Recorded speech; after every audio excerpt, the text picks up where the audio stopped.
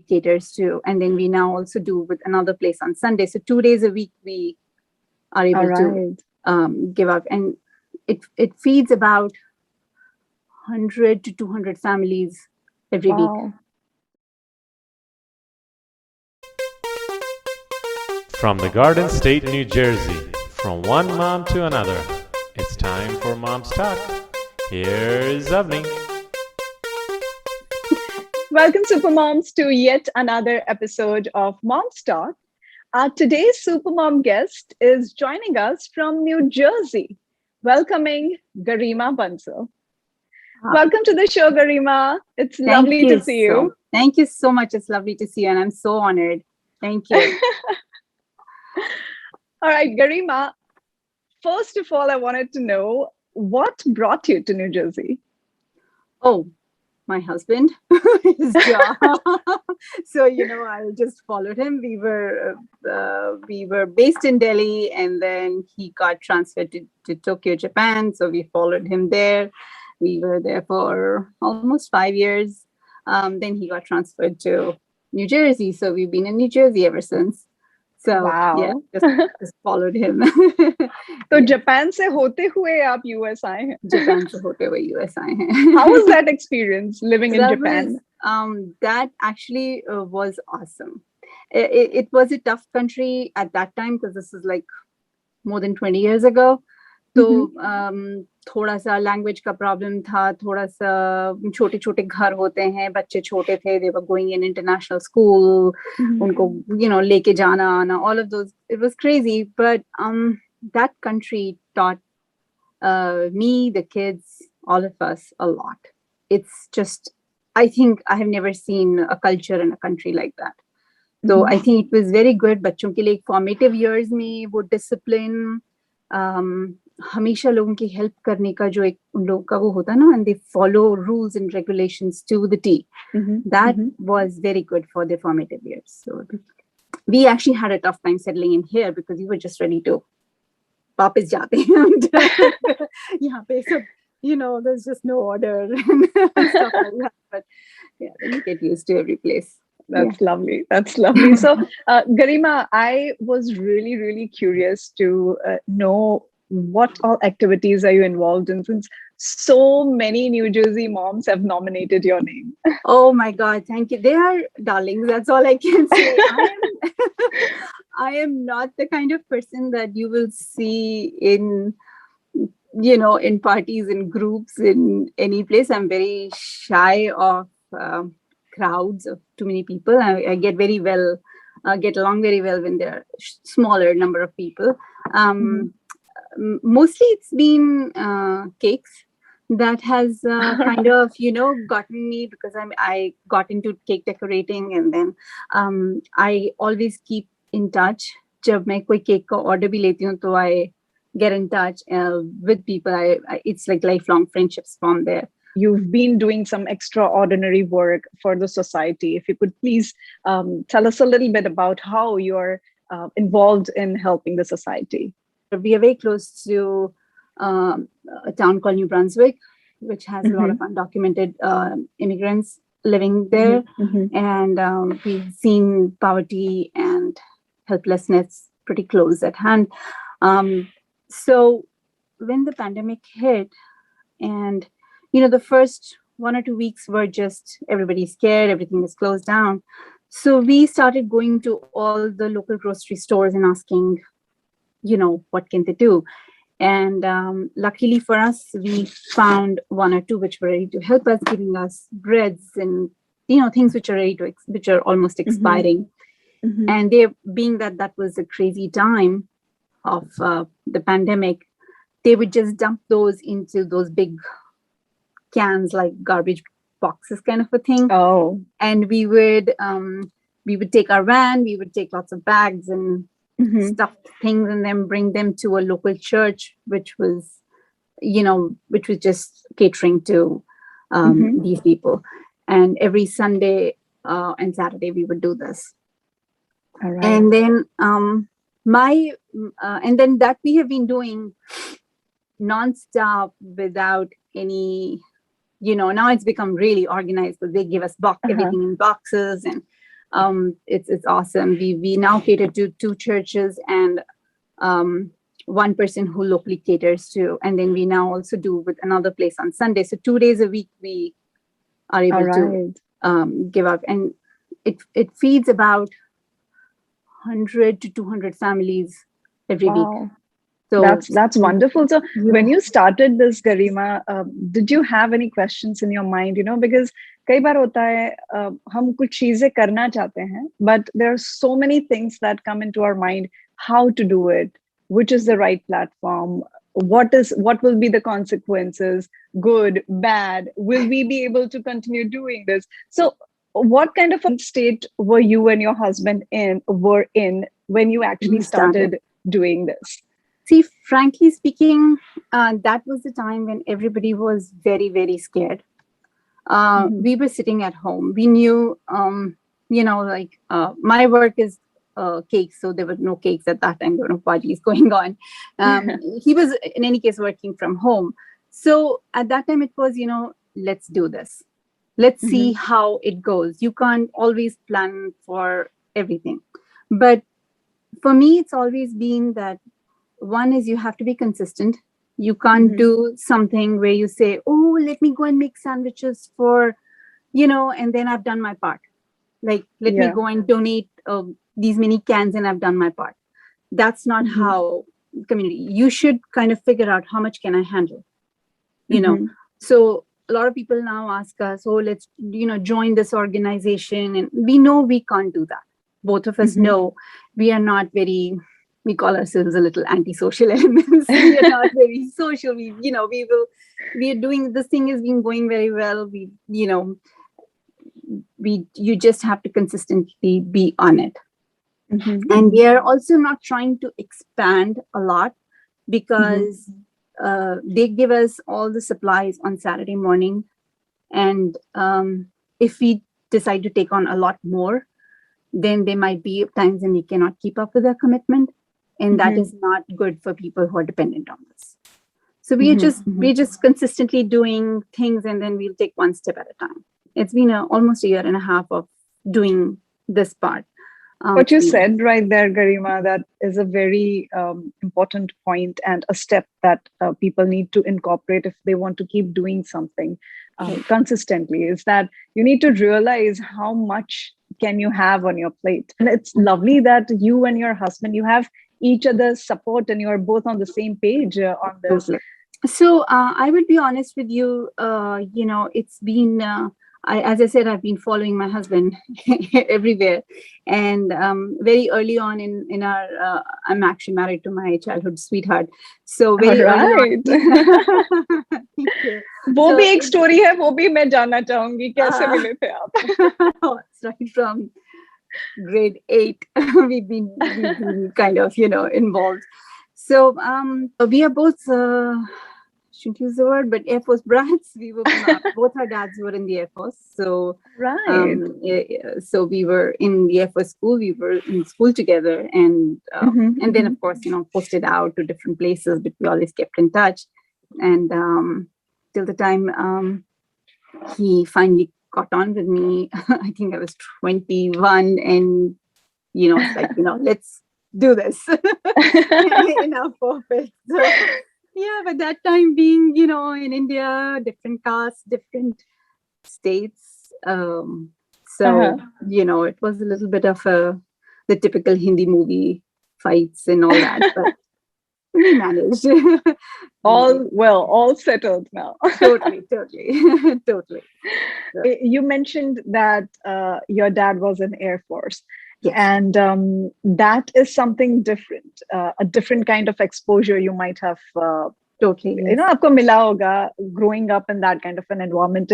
If you could tell us a little bit about your childhood years, कैसे थे वो? Oh, they were very carefree, because we used to live and very protected in a way, because daddy ki jahan bhi posting hoti thi, we used to live outside the city in the camp, and hum log ke school bhi mostly ya to camp mein hote ya Air Force ke school hote the, wo Shaktiman ki bus aati thi. You were too young to know those. There were trucks with just 2 benches, and we would sit on those, and go. Okay. We were Oh, Shaktiman ki truck. What's the secret behind that? it used to so there were trucks, right? The Army Air Force trucks, and they were called Shaktiman. So now, of course, there's some character I believe in on TV, but and they would just put two benches across the length of the truck, and that used to be a school bus.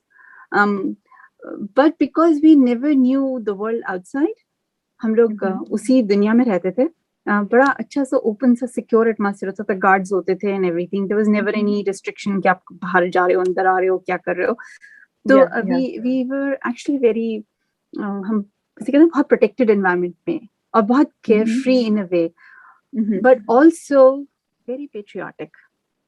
सो अभी भी कहीं पर भी हो, चाहे किसी भी देश का नेशनल एंथम बज रहा हो, एक वो I am having my goosebumps. We have that thing of standing up, having the, so वो बचपन से बहुत imbibed होता था to be there. My dad joined Air Force. He was a physics lecturer, and he joined in the 65 war.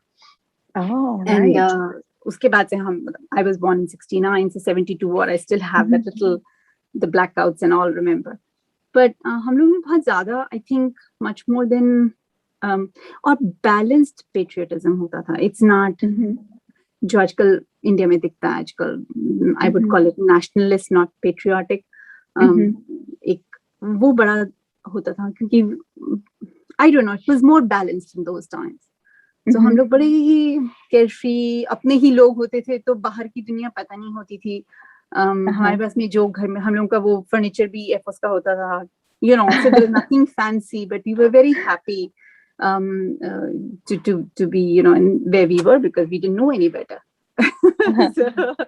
Did you have mini airplanes, like the toy airplanes all around the house? Really, those time pe toys kahan hote the, in those times there was nothing. And my dad was signals intelligence Air Force mein engineer the. My father-in-law is an aeronautical engineer, so they were both not pilots, they were both engineers. Right. But my husband actually always wanted to be a pilot.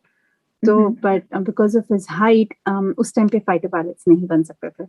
So he has fulfilled his dream. Now we have a plane of our own, and he volunteers for the Air Force. So he flies a lot for the Air Force. Lovely. That's lovely. So we still have our association with, it may not be Indian Air Force, but US Air Force. So, He's still connected to your roots. We are still connected to the roots. We both love flying. We both go, we have a small Cessna, and we go up a lot. That's wonderful. Garima, your love for the immigrants, how did that evolve? How that evolved was because of our association with the soup kitchen, and then later on, I was a teacher, and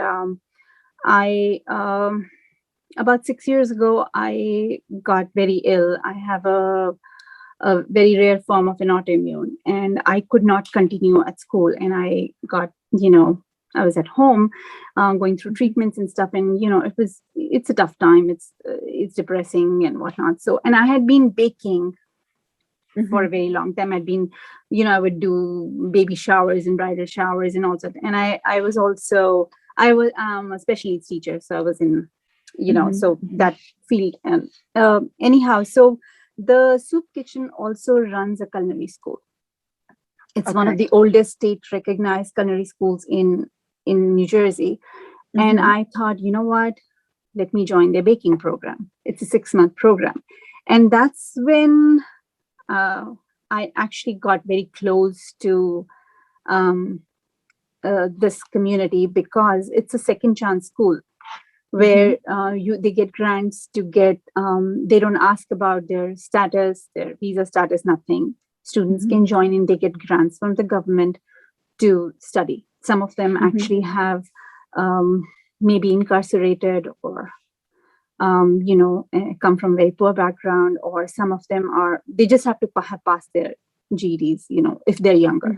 Older, they don't ask.